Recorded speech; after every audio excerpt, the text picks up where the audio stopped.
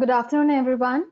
I, Varda Sardana, on behalf of IQAC SRCC, welcome you all to the fourth session of our 7-day development program titled Mindsets, Knowledge Sets, and Skill Sets for the 21st Century Youth, Innovations and Adaptations. Today, we have amongst us Professor Simrit Kaur for her session named Resurrecting Indian Economy Amidst COVID-19, the Economic Policy Mix. To give you a brief, Professor Simrit Kaur is the principal at Sri Ram College of Commerce, University of Delhi. Prior to joining SRCC, Dr. Simrit Kaur was a professor of economics and public policy at the Faculty of Management Studies, University of Delhi. Nominated by the Indian Council of Cultural Relations, Dr. Kaur has been a visiting professor at the University of Social Sciences and Humanities, Vietnam, and a visiting scholar at the Kingston University, London. She has also participated in International Teachers Program at the Kellogg School of Business, Chicago. Dr. Kaur has undertaken several research projects and has acted as an advisor to institutes and organizations such as Ministry of Finance, Government of India, the Ministry of Heavy Industries and Public Relations, Government of India, the National Council of Applied Economic Research, the Organization of Economic Cooperation and Development, International Fund for Agricultural Development, and the like. Dr. Kaur's book, Privatization and Public Regulation, The Indian Experience, which was published by the Macmillan, received the Best Book Award and was also honored by the Business School Affairs. Dr. Kaur is also the recipient of the Best Professor in Public Policy Award.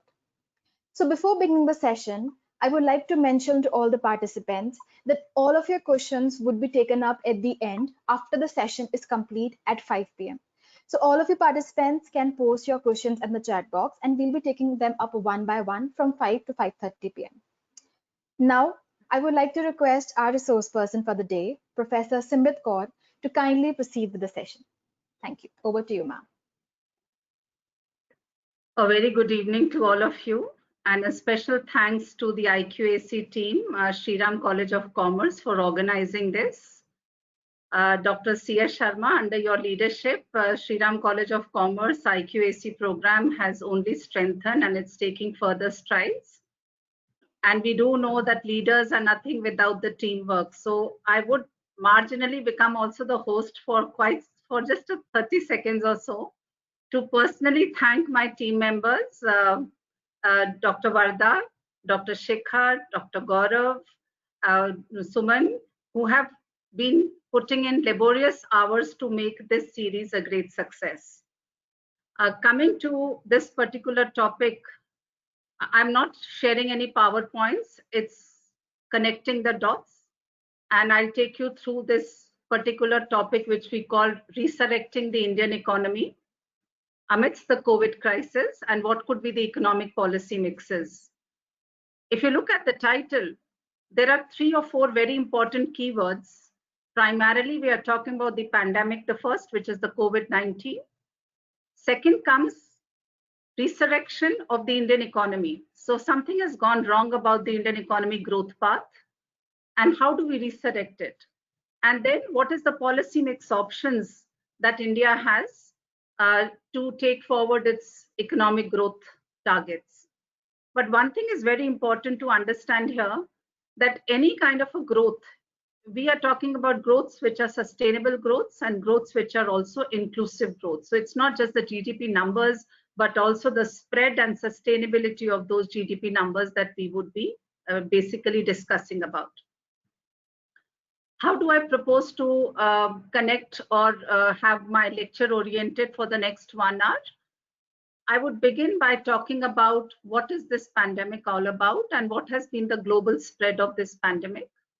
I will then take you forward to the global impacts of this COVID-19, how it has impacted their growth rates, and what are the kind of policy reform options that most of these global economies have taken so far. And finally, I will take you through the Indian scenario, what has been its impact on the economic growth and what should be the policy mixes if the idea is to promote growth which is inclusive and also growth which is sustainable. Talking about the first aspect, which is the pandemic. I think if you look up the history of this kind of diseases, you'll understand that practically every 100 years, the globe has been hit by a health disaster. For example, if it were in the 1720s, it was related to the Great Plague. It was followed by 100 years later, which was to do with the cholera outbreak. And lakhs of people had died. This was again in about 100 years, followed by the Spanish flu. And now, if we talk, it's the COVID 2020. So, very close to 100 years each time, the economies globally are hit by something which is a health shock, killing several people and also impacting the economies. However, it is very important to understand what differentiates the previous such kind of disasters, health disasters, from the present one. And most importantly, it is important to understand over here is the globalization, or the rate with which this kind of a pandemic is now spread all across the globe. No longer is it concentrated to certain countries or certain sectors or certain centers, so to say. It is practically ubiquitously distributed all across the globe.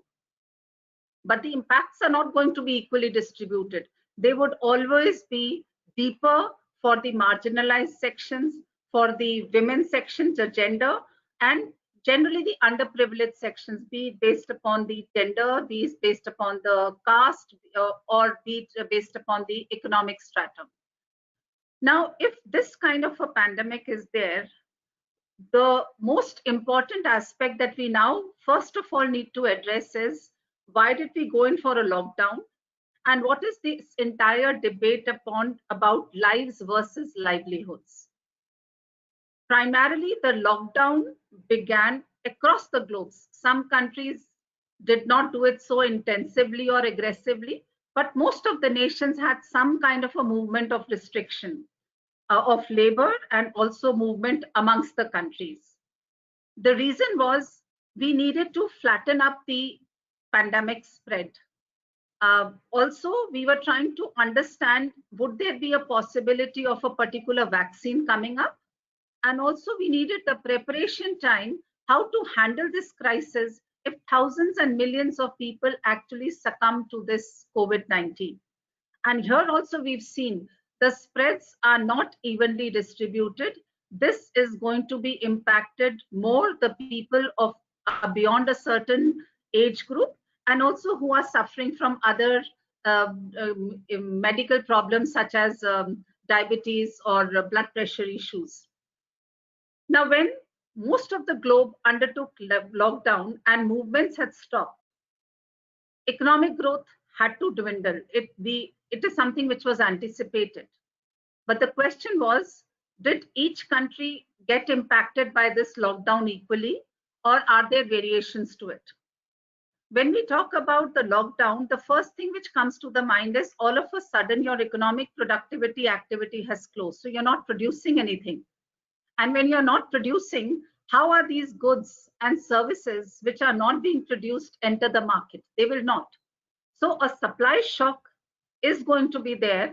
And when people are not going to get their earnings, they will not be in a position to even buy the goods.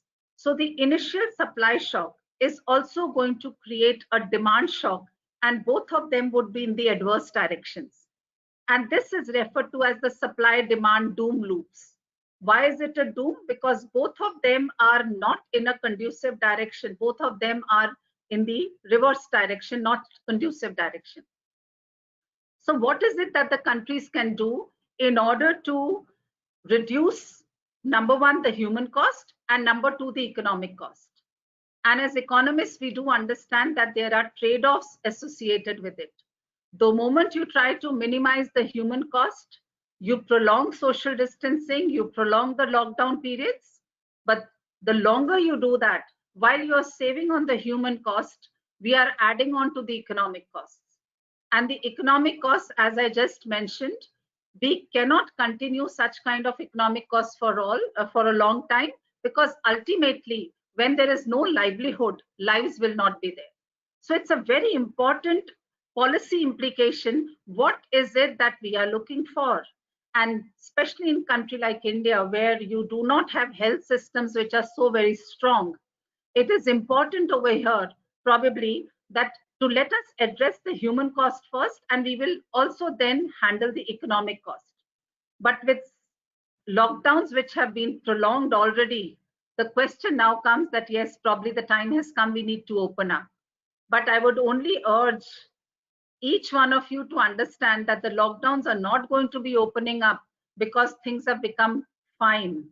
In fact, we are opening up despite the fact that the number of people, symptomatic and asymptomatic, who are suffering from the COVID is actually going up. So when you move out of the houses during the times when the pandemic's inflection curve has still not reached a peak, we are in for further shocks. And as economies, we must ensure revival, which is resurrection of the economies across the globe. Now, if you are trying to resurrect the global economies, what are the policy tools? And macroeconomic policies across the globe, generally the tools remain the same, depending upon the ideology of the government and the policy makers, and also the time period in which that particular policy needs to be introduced. You will pick and choose a combination of the few of them. So which are these policy tools? Most important policy tool are basically divided into two: the policy mixes that you work from the demand side and the policy mixes that you work from the supply side. On the demand side, which are known as demand management policies, there are three tools on which countries have to have a combination.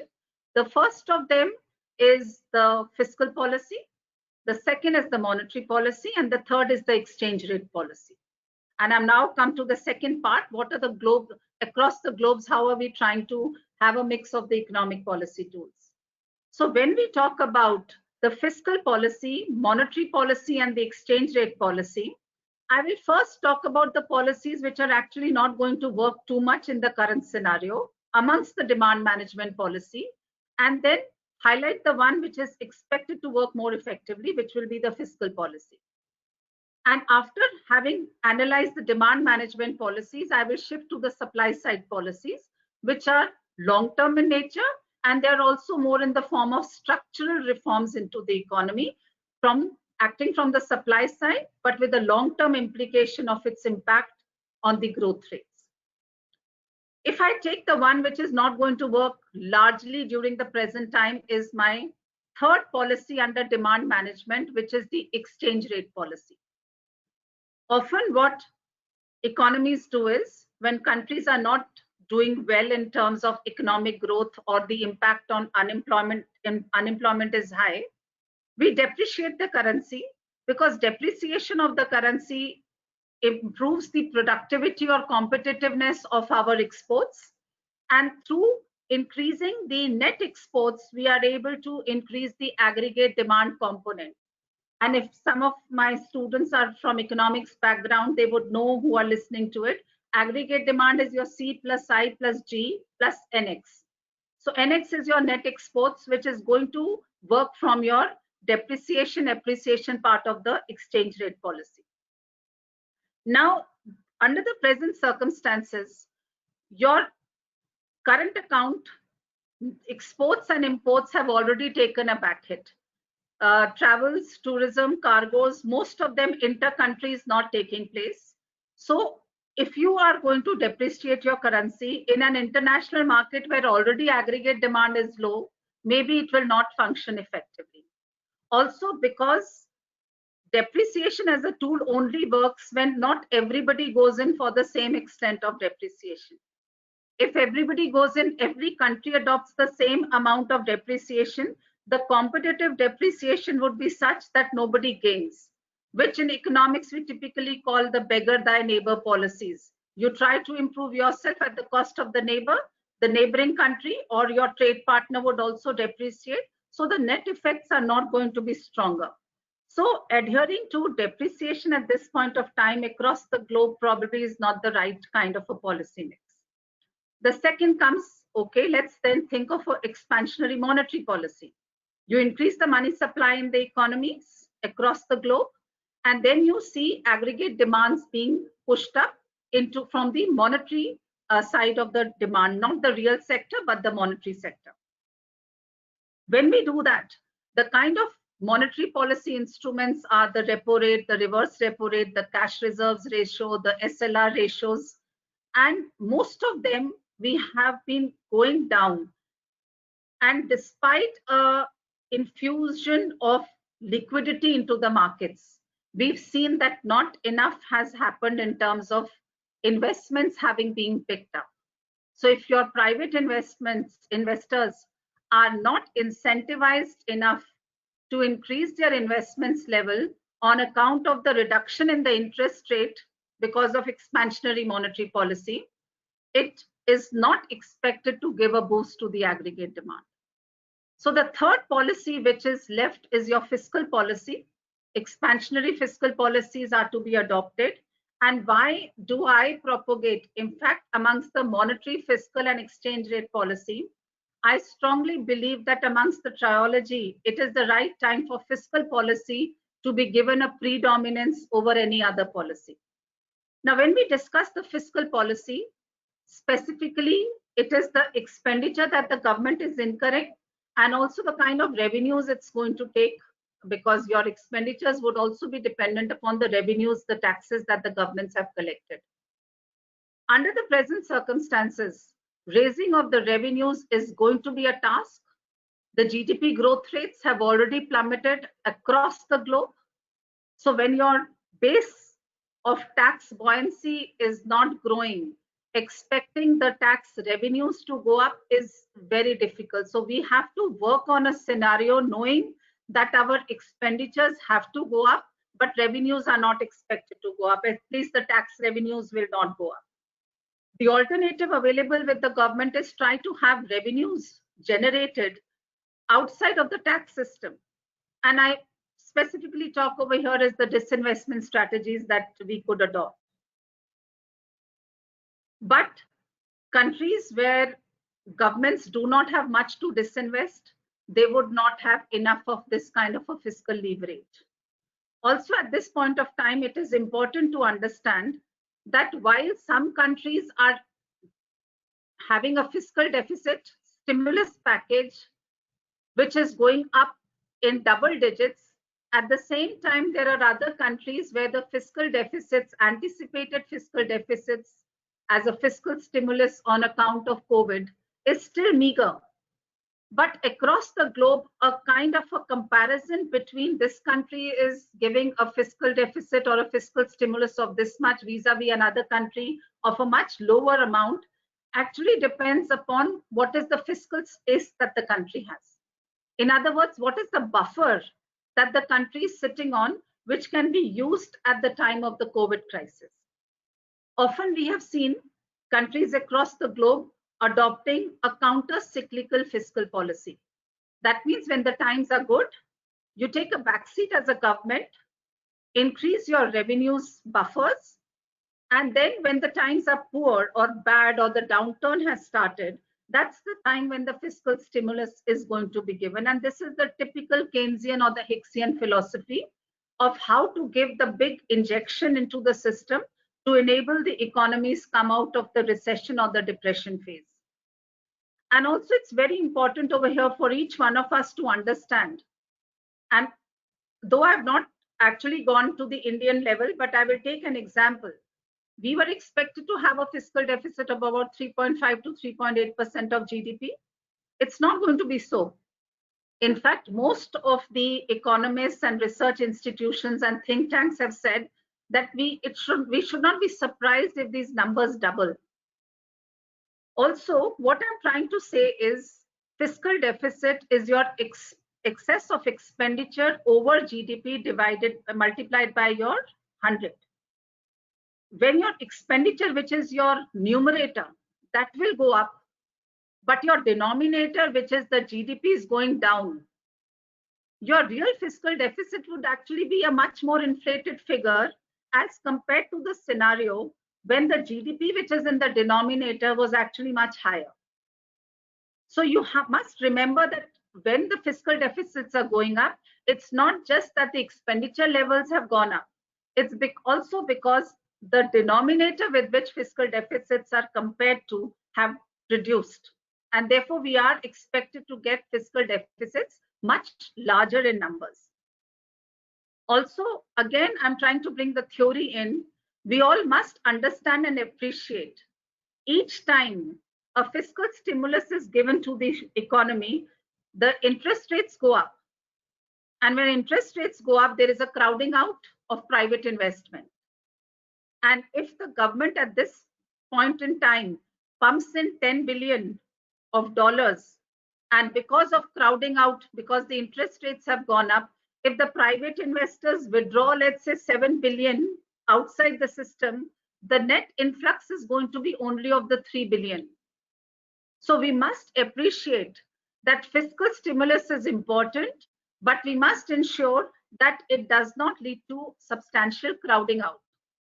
And in this context, it is important to also appreciate that though the Keynesian philosophy generally talks about fiscal policy only in terms of what it does to the crowding out effect, in reality, the crowding in effect of the governments is also immense.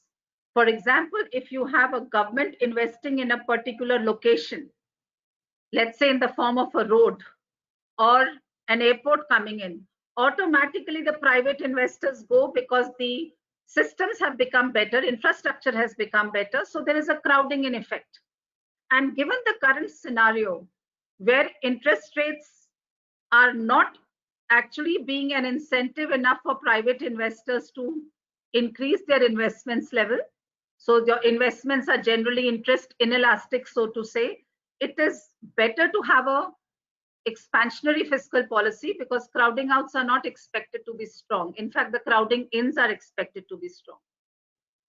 Associated with the lockdown and the fiscal policy is that if you have to have a fiscal policy, which are the sectors in which you should be investing this amount? Because funds will always be limited, no matter even the countries which are having strong fiscal surpluses, it is still not abundant.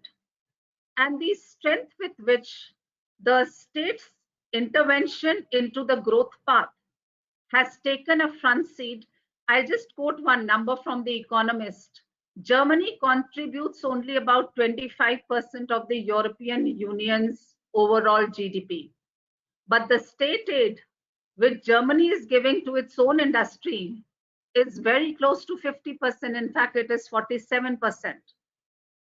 Even within the European Union, the basic objective of which was that states are not going to give proper aid to their own industry because it will ruin the level playing field. Systems have come into a disequilibrium. Obviously, if your factory is in Italy or Netherlands, you will not be able to compete with a German factory because the state aid being provided in the German factory, even to the big industrialists, is going to be much stronger. So fiscal policy will also ruin the structures, not just across the globes, but even within the territories. For example, as I just mentioned, the European Union case. And also what we've seen as a result of the pandemic and also the past few years, most of the countries have started looking inward. And I'm here remembered, often remember of Danny Roderick's book, Have We Gone Too Far with the Globalization? If globalization has benefits, because of globalization, the interlinkages between the countries on both the current account and the capital account have become so strong that anything which happens in a particular country is immediately impacting the rest of the world. And how is the current pandemic different from the 2008 recession, the recession present different from the 2008 crisis? That was only a financial crisis. Through the contagion, it had percolated to the real sector. But the present crisis is more so in the real economy, and it is both from the demand and the supply front. So the downturn is going to be stronger, and the kind of stimuluses that would be required would also need to be strengthened and stronger as compared to what they were in 2008. Comparing it with the economic recession of 1930s, that was the time when we had just started talking about fiscal stimulus and government intervention. and globalization was not there. So it remained confined to certain countries, but it was not the contagion effect because of the current and the capital accounts. But what needs to be remembered is after the 1930 crisis, the countries across the globe had come together even after the Second World War to have systems in place so that global crisis could be managed through global collective policy making. But unfortunately, what most of us are doing, we're looking inward and having our country specific policies. A much bigger policy domain at the international level needs to be brought in to handle such kind of crisis, which has actually become a part of life today. Natural disasters, every day we are hearing about climate change shocks. We are hearing about rainfalls. We are hearing about precipitation levels, which have become so very variable. Food crops, productivities are ruining. And at this moment, if collective action is not taken either on the climate change front or on the natural disaster front or on such kind of pandemics, working in isolation is not the story in which the future is anticipated. With this kind of a background, allow me now to come over to the Indian economy. And within the Indian economy, what has happened? Unfortunately, India was already not doing so well when the pandemic was struck. But one thing was clear, while the rest of the world was still having a gloomy picture, India was still giving growth rates which were about 4 to 5%, much higher than the rest of the world, but much lower than what we had experienced in the past. So the declining growth rate trend lines had already started in India. And just when we were trying to give a fiscal stimulus because the growth rates had dipped, came in this pandemic, which practically meant we had to strengthen the kind of fiscal stimulus, monetary stimulus package, economic package stimulus had to be strengthened. Now, when we want any country to resurrect, and that is the title word, also resurrecting the Indian economy. Resurrection means there is a dip, we've come down, we want it to go upward. How do we do it? Do we want it to be a V shape? You fall down and then very quickly there is a rebound? Or you want it to be something like a U shape? You're coming down, the dip is prolonged, but gradually there is an upswing. And nowadays, even economists are thinking about a W-shaped curve. The economies have come down. You give a big stimulus, you open up the economies, lockdowns are no longer there, the upswing comes. But the moment there is an upswing, the human cost is so immense that you have to enter another lockdown and there is a dip. Until such time, then you again have a stimulus package. So you have a W-shaped kind of a growth path. Obviously, all of us want to have a recovery which is a very strong and soon recovery. But this depends upon two aspects, one of which is still uncertain, and the second is in our hands. What is uncertain is the severity, the duration, and the spread of the COVID. We still do not know, it is still unfurling. And at this point of time, I'm remembered of Winston Churchill, who, when Britain had won the first land war, had said, "Don't think it is the end. Don't even think it is the beginning of the end. It's probably just the end of the beginning." If this is so, then the present pandemic, and I personally believe this is just the end of the beginning. It's still unfurling. We have no idea of its severity. Several countries, though the growth paths are there, you can have a look. We still are not sure when the peaks are going to be reached. And across the globe, whether it's the World Bank, whether it's the IMF, whether it's our own RBI, every now and then we are revising our growth estimates because new things are unfurling and we are in a very uncertain environment. If this uncertainty is given to us and we can't do anything about it, what is the other parameter which will determine what would be the growth path? This practically is the economic stimulus package that each of the country would be adopting. So if we are now talking about the economic stimulus package, this is the time I would now introduce you to the economic stimulus package that India has been adopting. And though we have so far been given a 20 lakh crore economic stimulus package so far, and it is being stated it is equivalent to 10% of the GDP. Idea is that most of the papers the next day, or even some of the economists of some of the companies, for example, Barclays chief economist India Head Center said that even though the stimulus package is 10%, the fiscal impact is going to be less than 1%. It would be only 0.75% of the GDP. So if on the one hand, the government is stating it is a 10% stimulus package, why do we then say that it is less than 1% is the fiscal impact? And in order to say, inform you and share a little more informed decision on it, I will take you through basically 5 different aspects which are important to understand over here. The first factor that we must understand is economic stimulus different from fiscal stimulus? And my answer is yes, the two are different. I'll come back a little later to it again. The second is monetary policy also a part of the economic stimulus package?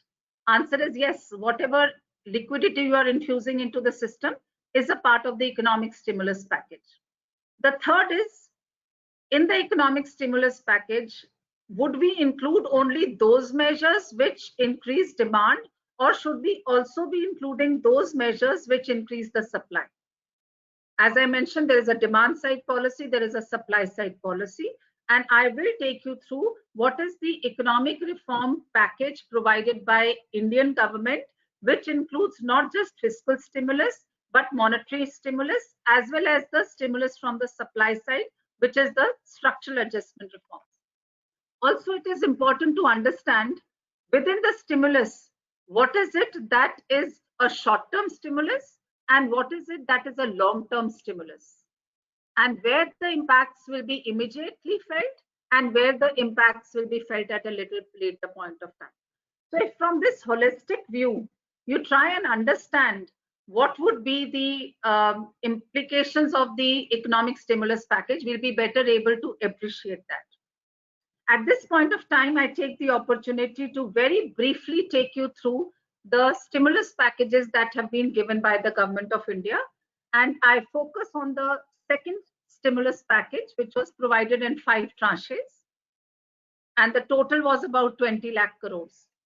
Very quickly, if you know, the first stimulus package, and these were all announced within 24 hours of each previous one, was one of the biggest, and it was about 6 lakh crores of the 20 lakh crores. And it was primarily meant for the medium small enterprises, MSME sector. Next day, we announced another one, which was about 3 lakh crores. This was generally meant for the agricultural laborers, the migrant laborers, the small traders, the farmers, and others. This was followed the next day, 1.5 lakh crores, primarily for the agricultural sector. Followed the next day, the fourth one was 8,000 crores, which was structural adjustment reforms in the form of what we did to the coal sector, what we did to the aviation sector, what we did to the defense. And finally, on the 5th day, we announced a 40,000 crore worth of a package, primarily centered upon the creation of rural employment, Mahatma Gandhi National Rural Employment Guarantee at MNREGA, which is a rural employment generation scheme. Now, if I focus on these 5 tranches of economic stimulus and relate it to the 5 parameters which I discussed, the first aspect I would like to say is, yes, our economic stimulus has been close to 10% of the GDP. And yes, the fiscal impact of this is close to 1% or little less than that of the GDP. So where is the remaining going?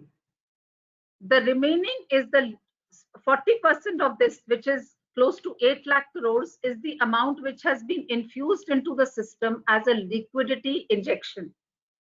So we are not just trying to give a thrust through fiscal stimulus, but we are also infusing liquidity, and the liquidity being infused is much stronger and in magnitude as compared to the fiscal stimulus, which is directly the expenditure being incurred by the government.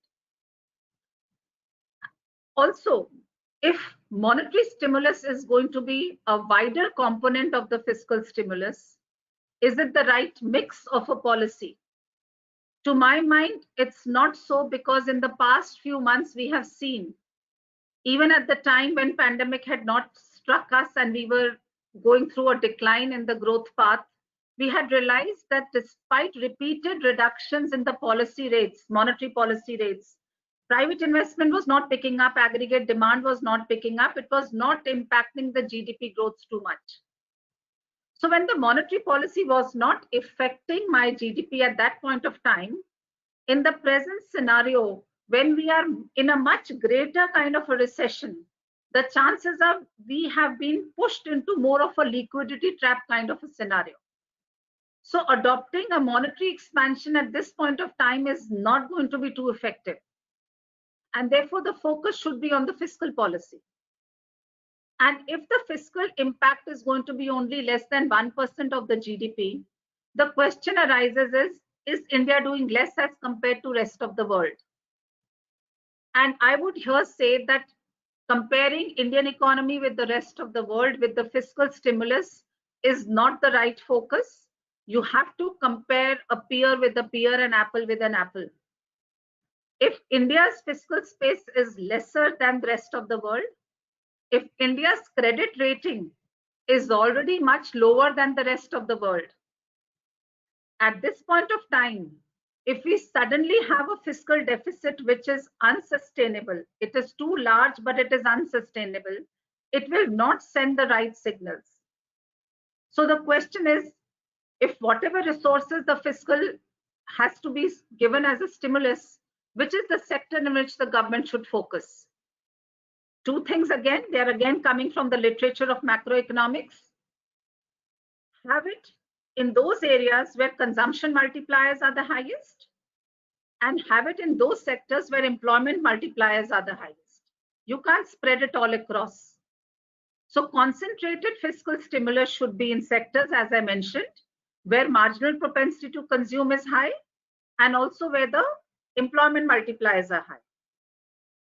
Where would the MPCs be high? They would be amongst the poor people. So where would employment be high? It would be in the MSME sector. When we talk about the fiscal stimulus given to the MSME sector, I personally feel it is much less than what is required. So giving about just 3 lakh crores is insufficient, especially when this sector is contributing 28% of the GDP. Not just is the magnitude small, but also the composition with which the stimulus is to be given to this sector needs to be revamped. Most of it is in the form of collateral-free, risk-free loans, where the government has taken the entire onus of risk onto itself. And we do know the concept of moral hazards.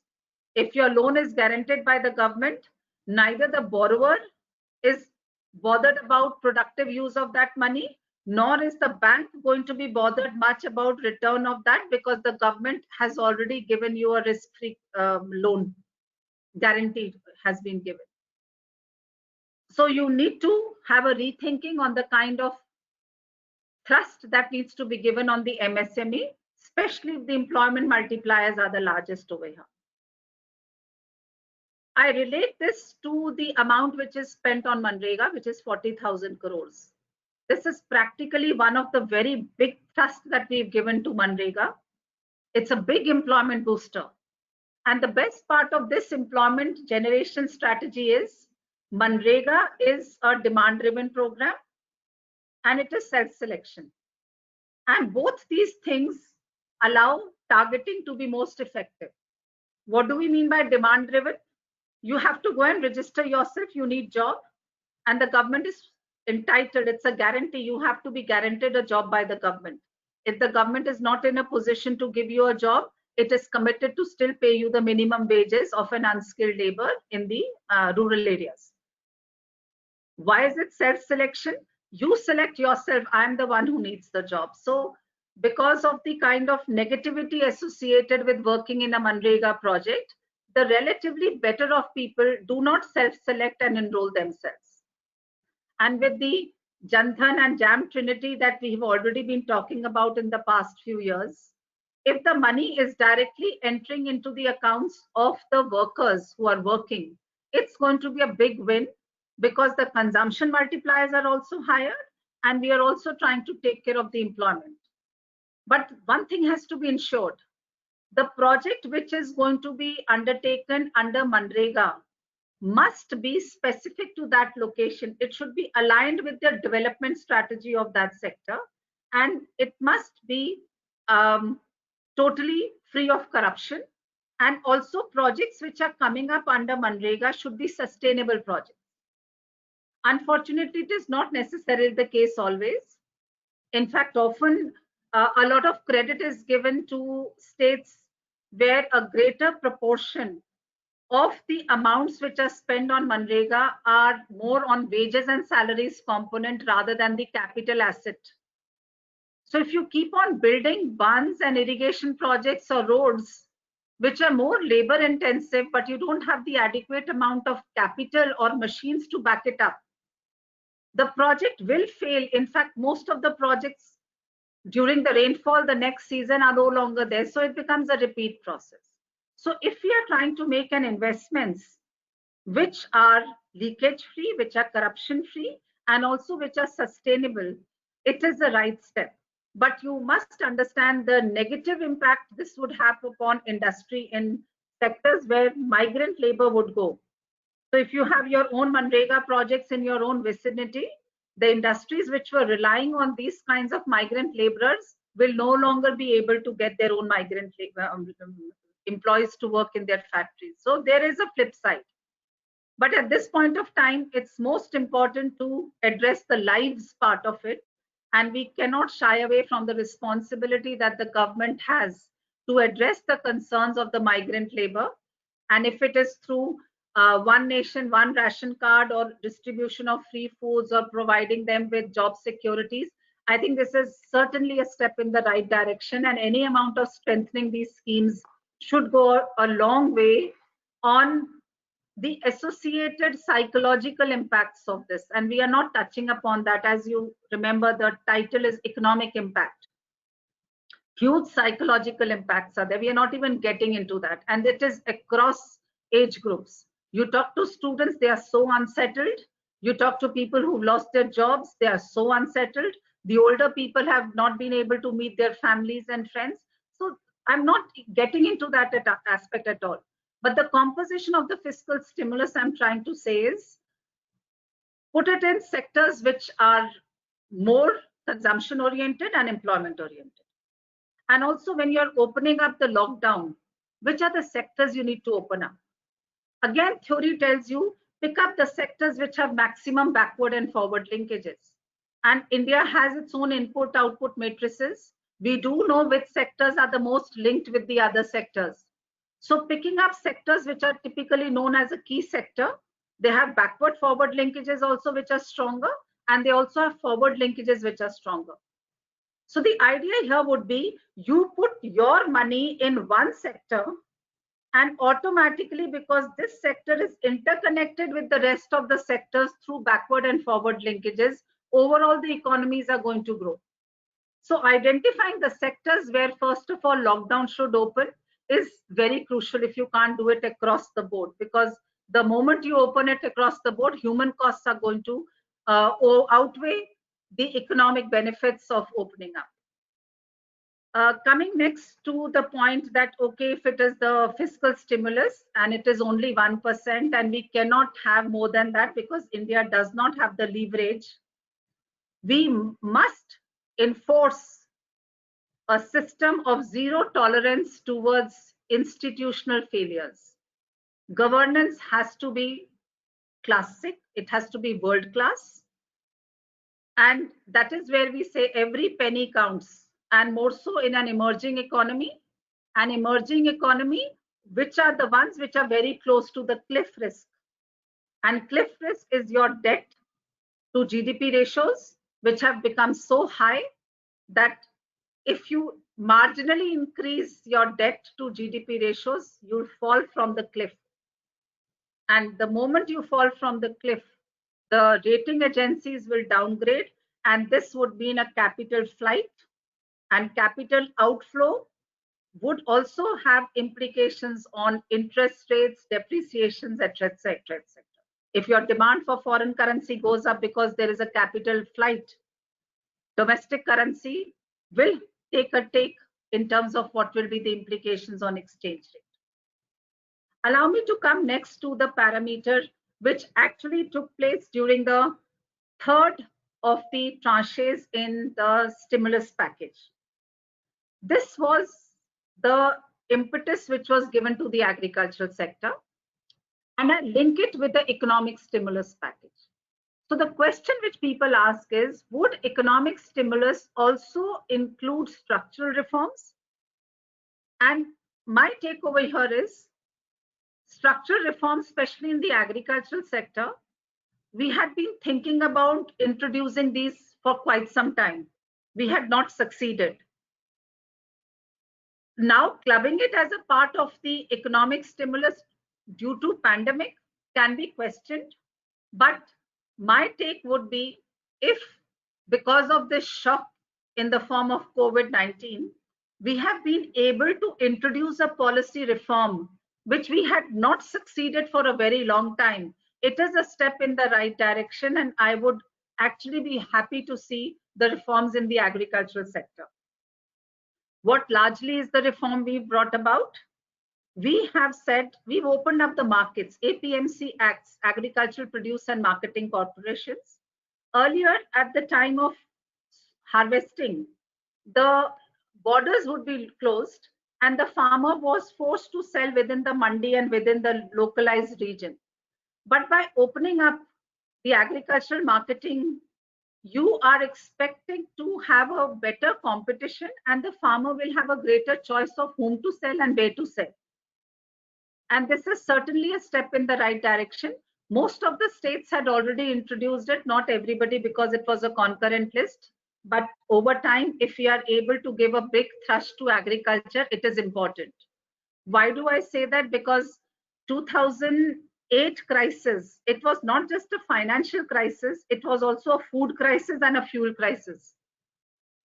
In the financial sector, we had seen the stock market had come down. In the fuel, the cost of one barrel had gone up to something like $180 per barrel. And in the food, it had seen all-time inflation hikes.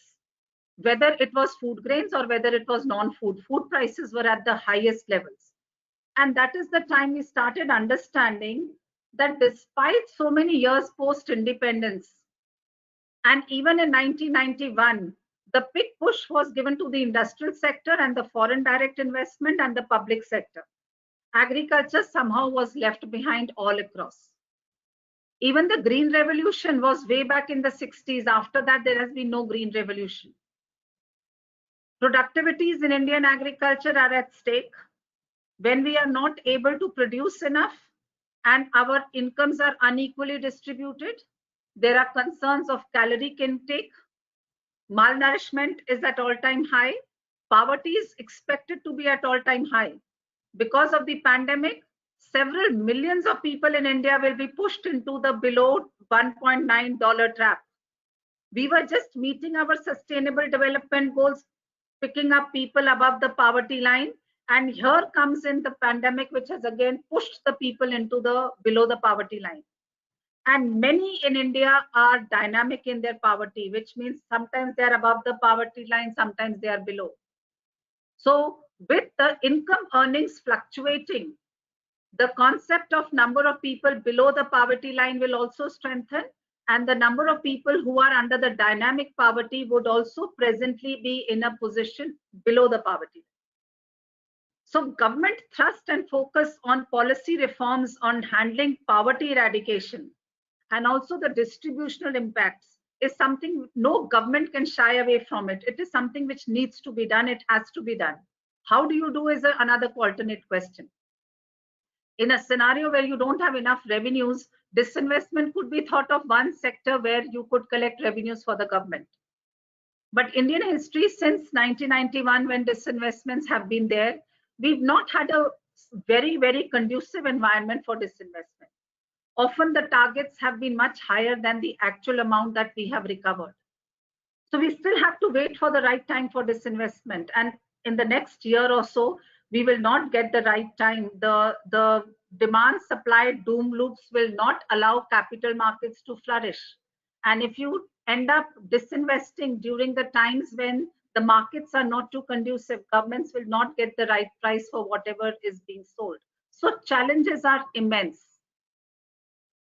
I then come to another associated aspect of another structural adjustment reform, which was announced in the fourth tranche, which basically was about 8,000 crores. And it was introducing reforms in the coal mines. We said, let's be willing to auction them. Yes, it's a one good method of raising revenues at this point of time. We are also trying to introduce public-private partnerships in the aviation. And PPPs are being promoted primarily in fiscally constrained economies and governments. Infrastructure demands are immense. Infrastructure gaps are widening over the time. And immense literature has informed the direct impact of infrastructure on poverty alleviation. So we cannot shy away from promoting infrastructure, whether it's physical or whether it's social. But if the governments don't have the money, if they are fiscally constrained, where is the money going to come from? Disinvestments are not working. I think it's public-private partnerships should be a preferred mode. And it is also there in the SDG goals of trying to raise revenues to the PPP mode. But PPP should not become a politically preferred project. That's also a PPP. So understanding the economic justification of a PPP, ensuring that it is giving you the best value for return, and you are creating a conducive environment for promoting PPPs are important. And at this point of time, rather regrettably, it's also being informed that though India is the biggest country in South Asia which has promoted public-private partnerships, even the failure rate of PPPs has been the highest in India amongst all the South Asian countries. In fact, we've had several PPP failures in the year 2012. There are lessons to be learned, but just because there are lessons to be learned, it doesn't mean we should not be implementing. We must learn from the lessons, and then filling those gaps, we must take it forward in the right direction.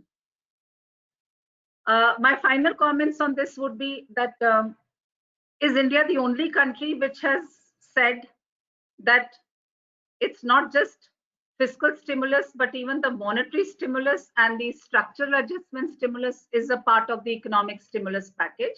Or is every country across the globe adopting the same formula of calculation? With pleasure, I inform, normally the economic stimulus packages which we are having across the globe are not concentrating on the fiscal stimulus. They incorporate and include every other kind of a stimulus, whether it is being given from the demand side, monetary thrust or fiscal thrust, or from the supply side, which is basically your structural adjustment policies. Which is the right combination? Both have to be adopted in a crisis. You cannot wait for the supply side structural adjustment reforms to show their impact on an economy, because their impacts will be felt only in the long run. It takes time for reforms to shift the supply curve to the right. And immediately what needs to be done has to be coming from the demand management policy. And demand management, as I've already said, it is the fiscal expansion, monetary expansion, and the exchange rate policy. Under the current status, it has to be the fiscal stimulus, which under the trilogy has to be given the maximum of the emphasis. And with this, I would like to now wind up by stating that it is still too early. I'm still saying it's probably just the beginning, what we are saying, and we are close to the end of the beginning. A lot needs to unfold. We will have to reorient our policy mixes as and when time unfolds, as and when situations unfold. But what is emerging is globalization has taken a backseat, good or bad. I'm not commenting on this presently. And amidst all this was the Atmanirbhar policy, which was announced by the Modi government. And what would be the impact of this Atmanirbhar policy? All countries across the globe have started looking inwards. India will not be much impacted because a substantial proportion of India's GDP is from domestic demand. It's not from international or the open demand.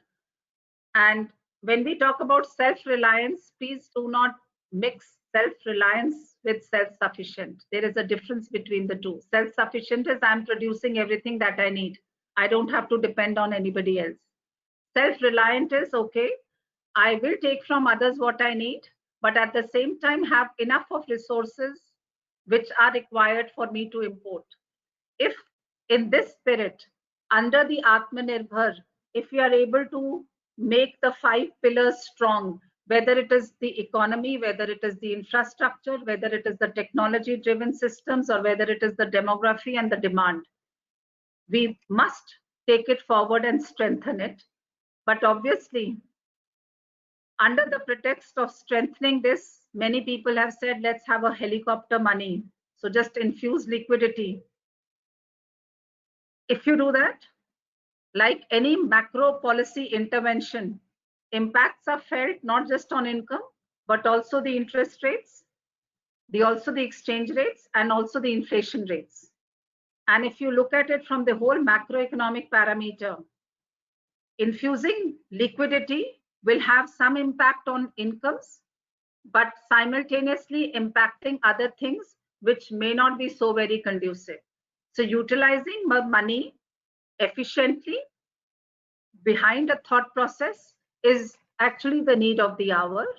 And I would only like to say at the end, whatever any policy mix in action might say, recent literature talks about governance and institutional mechanisms being extremely important in making our systems a success or a failure.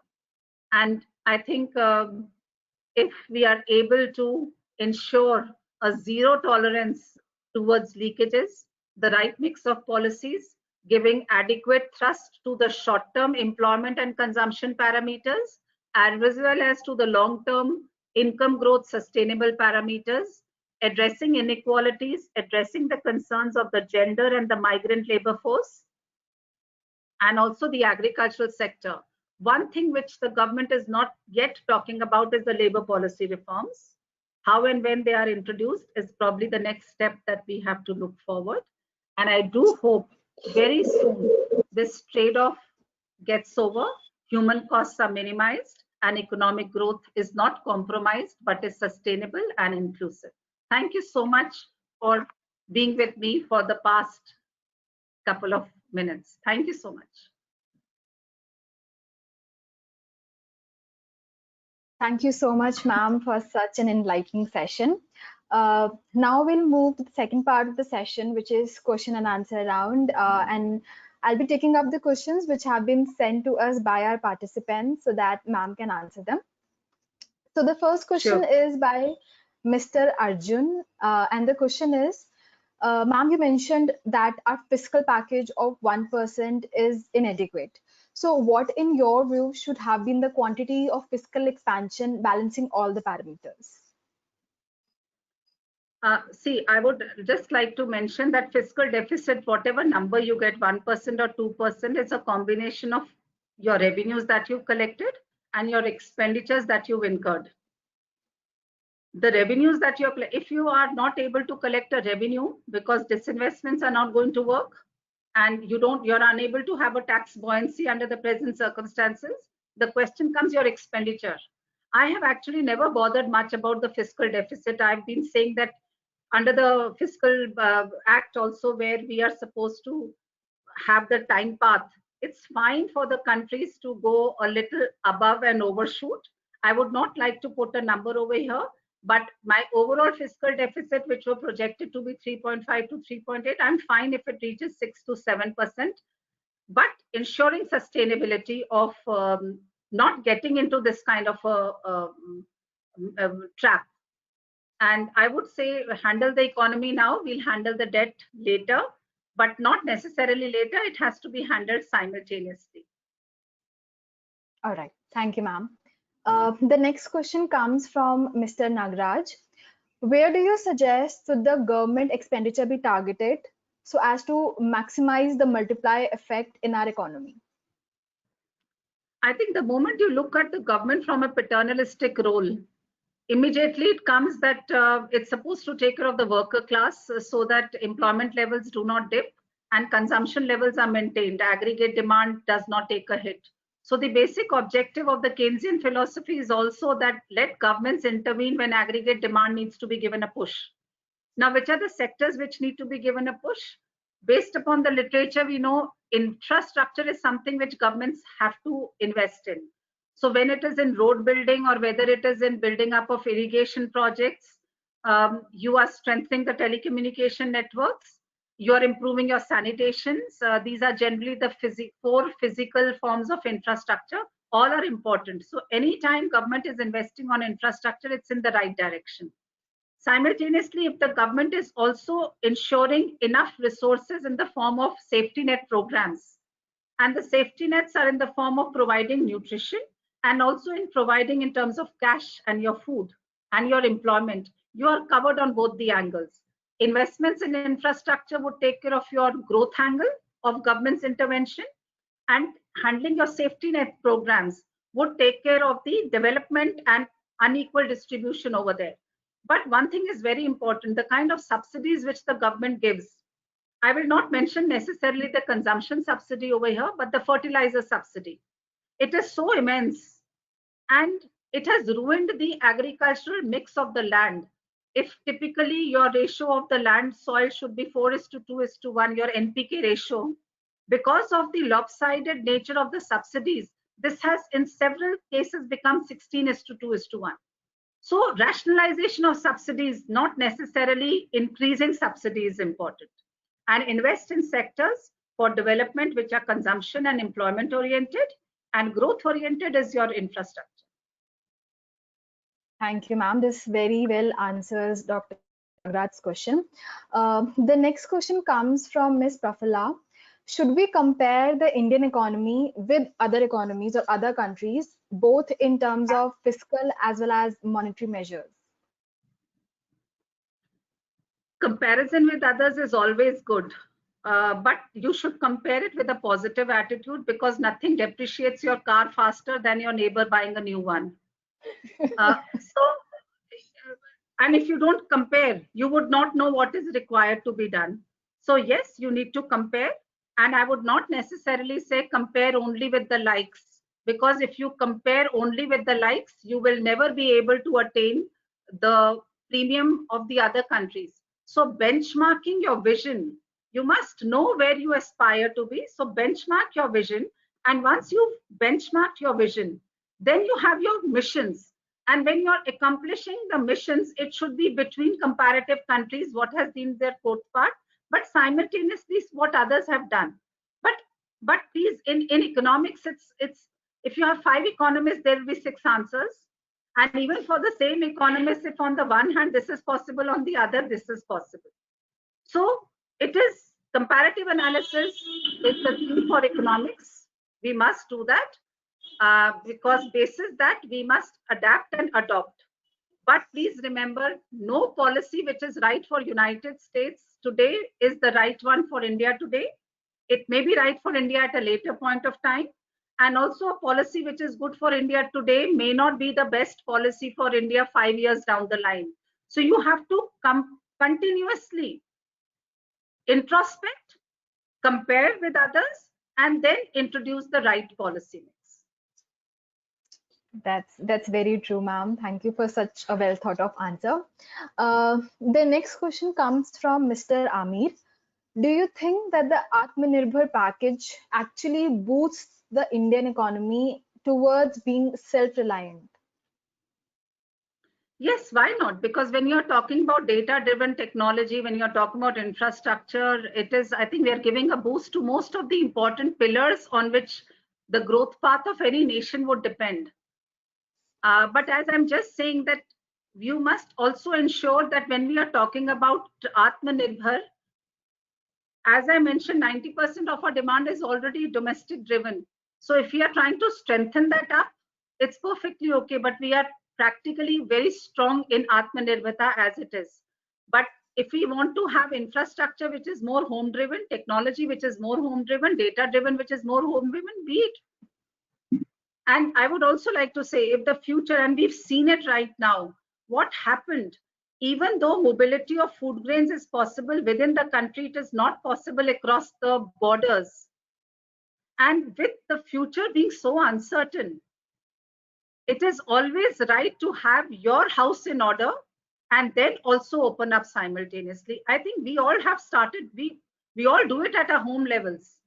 If the country is doing it at its own level, it should be taken and encouraged.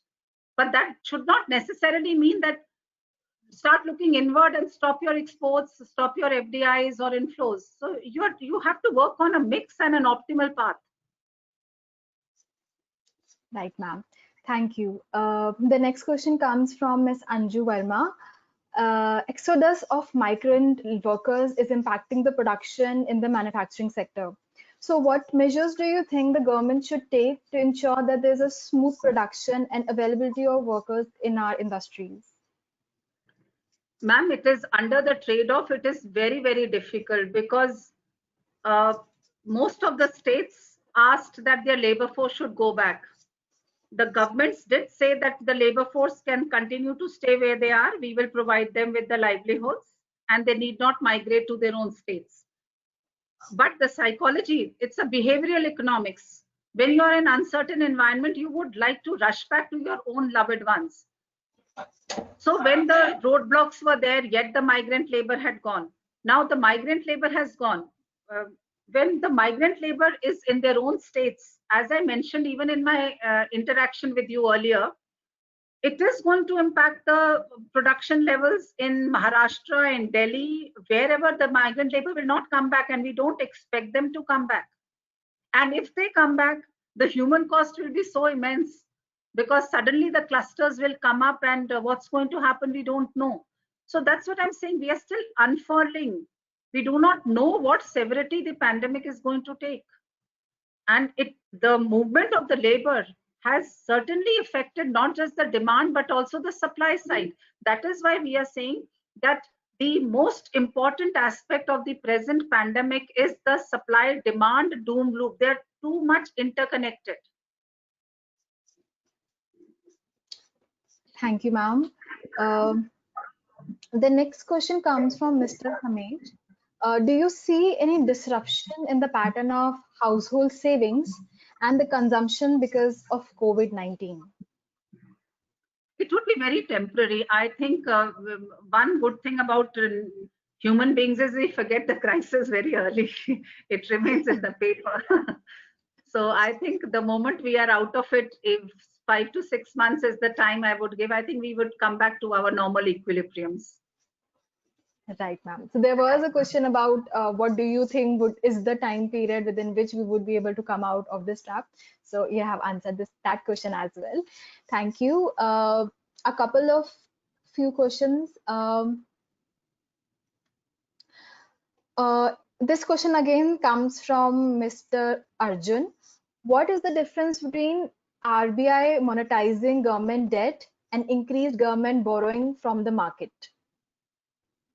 See, when you have borrowed from the market, the repayment terms are going to be stricter and the government will be more effectively utilizing those funds. It's not a free money. You borrowed from the market at market interest rates, at market rates. So you have to handle it with caution. But when the money that you get is a cheaper money, you will obviously not be too much bothered about the efficacy and the effective utilization of the funds. So I personally feel when borrowing is from the market, it's going to be more productivity driven rather than when you're borrowing directly from the RBI. And that is where they say that when the RBI will start giving automatic money to the governments, and if it becomes a form of a helicopter money, and if deficit financing becomes so easy to finance, It would be like a fire. The benefits will be good so long as it is under your control, but otherwise it will be devastation all across. So borrowing with stringent conditions is always good. For example, in 1990s, when we had borrowed from the IMF, it was a conditional loan. And conditional loan necessitated that we improve our productivity and competitiveness levels because we had to borrow, we had borrowed the money and needed to be repaid.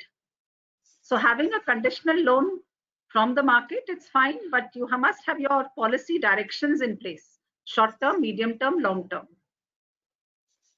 Right, right. Thank you, ma'am. The next question is about the services sector. So this question comes from Mr. Ashish Kumar, who asks that what do you think would be the impact on the services sector as far as financial year 2020-21 is concerned, and the upcoming years as well? So the impact and the adverse impact of COVID has been all across, but service sector has taken a hit, especially if it is the tourism sector. Financial sector will take it at a little later time, but tourism, if you look up the aviation sector, you look up the food sector, delivery sector, you look up Uber and Ola, I think their revenues have dipped by 95% as in the month of March and April as compared to what it used to be earlier. So they're all in dips. And if you look up the macro track of Indian economy, you'll realize that for practically 16 of the 18, we are all in red zones, not just for the services sector, all across things are not too good. And as I mentioned, 5 to 6 months, Dr. Vardha, I would just like to say we are still unfurling, putting a number, we don't know because everything depends upon the duration, severity, and intensity of the COVID, which we do not know. It's unfurling even till now. True, ma'am, true. Ma'am, also we have been again receiving a lot of questions about the migrant labor force, the labor laws, exploitation of workers, and a lot of which have already answered, but I'll take up one related question, which comes from Mr. Gaurav. Do you have any thoughts on the social security package for middle class people who have lost their jobs despite paying income tax on time for the development of our country? I don't think you should be linking the two. The moment it depends upon ideology. Do you want the government to be a guarantor for your jobs for all times to come? If not, then could the companies have handled it a little differently? Many of the companies have become role models, and they have said that some companies, for example, Asian Paints said nobody is going to be retrenched, nobody is going to be given a pink slip. You are all with us. We are a family. We are in it together. On the other hand, you have several companies which have retrenched their labor in thousands. There are others which have retained their labor force, but at 40% wages or salaries. Many of the people in the corporate sector continue to work, but with pay packages which are about 40 to 60 or 70% of what they were getting earlier. My take would be, don't put every responsibility onto the government. The resources are scarce. Government has to also understand which is the sector it has to concentrate upon. And middle class, because of the kind of savings that they have at the back, they will be able to survive. It is the people who have zero savings, zero bank balances. The duty of the government, if you have to prioritize, it has to be focused on the people who are more underprivileged and disadvantaged as of now. Middle class, Dr. Vardha, you yourself use the word middle class. Middle class will be able to sustain, but yes, never should anybody, I think if you talk about the future of the jobs in India or elsewhere in the globe, never think of a job that you have started and you will retire from that. No. The disruptions in the economy, this time it is pandemic. 2 years ago, it was the big data disruption. Few years ago, it was another disruptions. They have become a part of the life. What is important is for us to keep on upgrading our skills. And even at this point of time, the middle class and the educated middle class must take the time to reorient their skills towards the requirement of the economy's growth path as and when the economies are going to grow and the lockdown periods will open up. So my simple question is, doing something good is always wonderful. Why not save everybody? Fantastic. But can you do that? If you can't, then you have to prioritize, and your priorities would, you can answer that on your own. Just think of you as a parent, and then you have your children, 1 billion children. Where would you put your resources? You will have the answer. Right, ma'am. Thank you so much. Since you just concluded with the skills that we need to reorient ourselves and our skills, so there is one related question which asks, which is from Miss Harsimran Kaur. The question is that as the growth rate of our country, of every country, in fact, is declining due to COVID-19, what do you think are the new skills that every country and citizens of various countries should develop for adapting themselves to the 21st century era of technology that we are heading into? Ma'am, it's a very, very integrated question. I will try to address it in a holistic manner. First of all, if you are preparing yourself for the future, and if you're looking for a job market, you must be in a job market which will remain in demand in the next 3 to 5 years.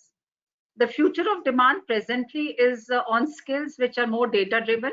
So if you have the technology and the education levels, you have to upgrade and learn Python or your SAS. Big data is the key for the corporate sector. Also, because in the past we have come to know that employments are going to be temporary, these kind of shocks have become more frequent. You must be prepared for also having something which is a startup. A few years ago, we would never look up to a startup. We would be preferring to joining a big four or a very big private MNC. But the situations have changed. You look up the kind of domains in which the IITs or the MBA students are moving into, and you'll realize that most of them are going in for self-driven startups. So looking inward towards a job opportunity is equally important to upgrade your skill. Depending upon where your focus is, realigning is the stop thinking that if I'm out of my business school, I'm done and I can relax and retire. No, no, you will not. And also what I foresee is, ma'am, the future of jobs no longer would be until 60 or 65 years, because the skills are more going to be work from home or technology driven.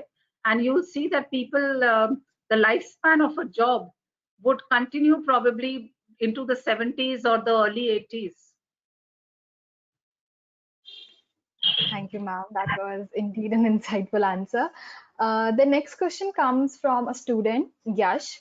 And his question is that at this point of time where the COVID cases are crossing 1.5 lakh mark, to what extent is opening up of offices, alcohol shops, and the markets for the revival of economy justified? As I mentioned, now the debate has come, lives versus livelihoods.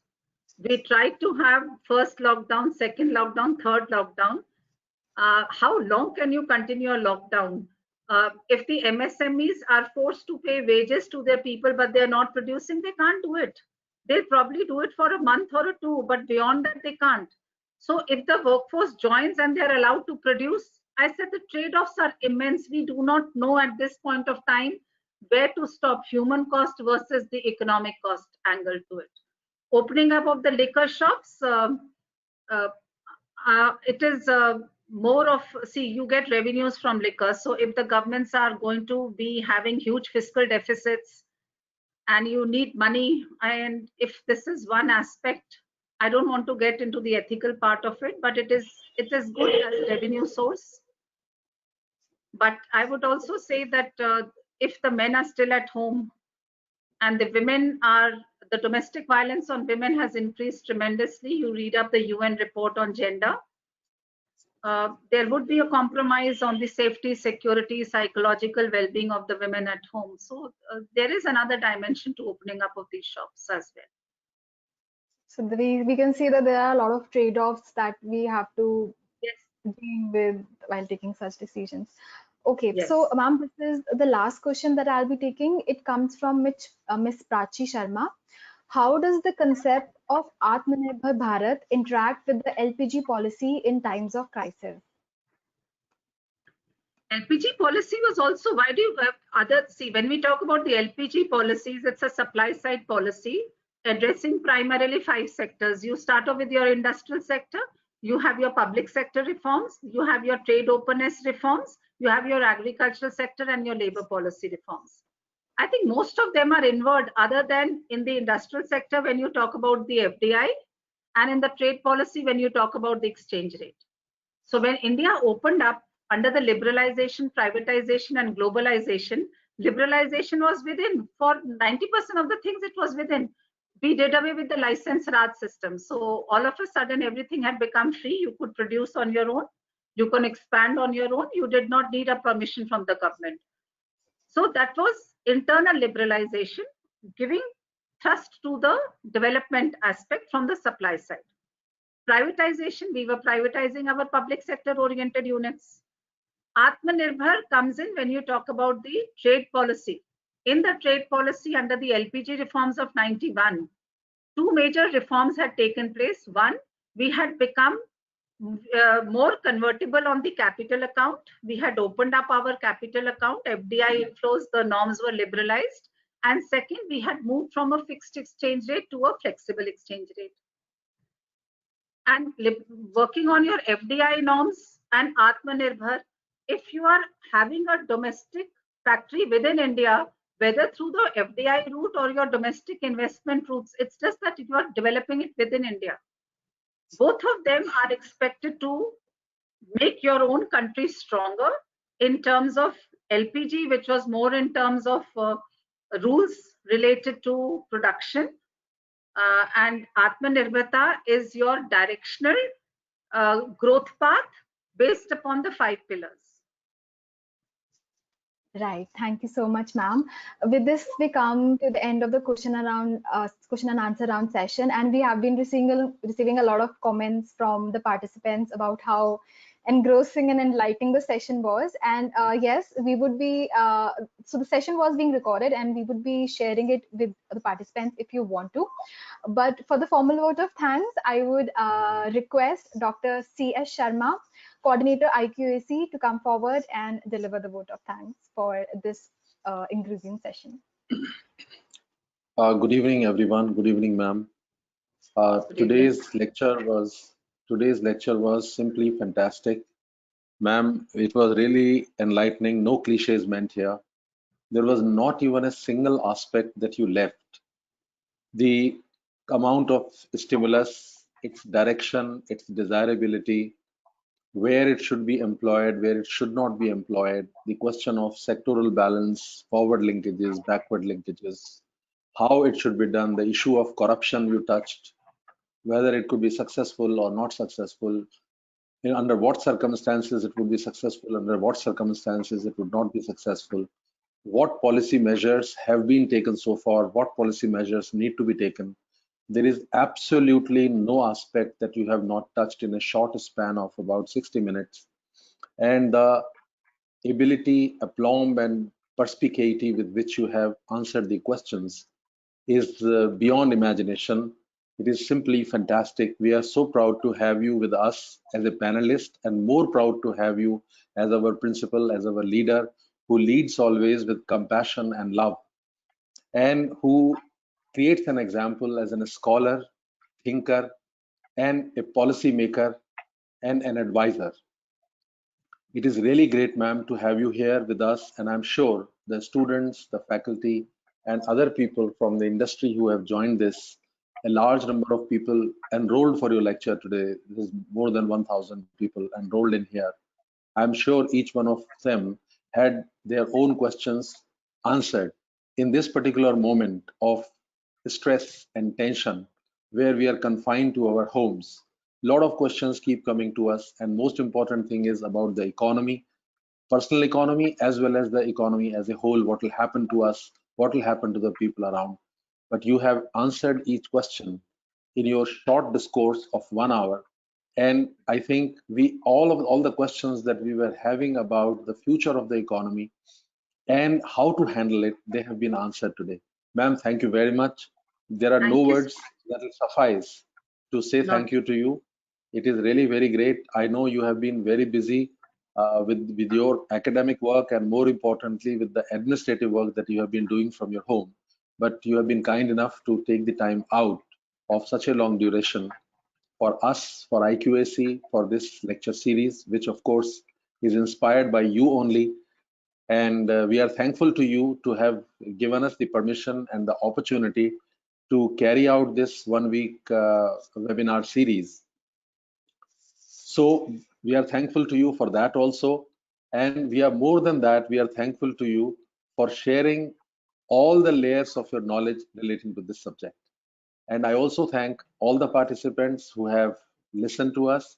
I thank especially the organizers who are involved in this particular task, Dr. Shikha Makkar, Dr. Sumansi, Dr. Varda, Dr. Gaurav Rana. These are the people who are the main strength, who are the backbone of this program and also of the IQAC, that we are able to carry out this. So thank you very much, ma'am. Thanks, everybody. Thank you so much. Thank you so much. Thank you.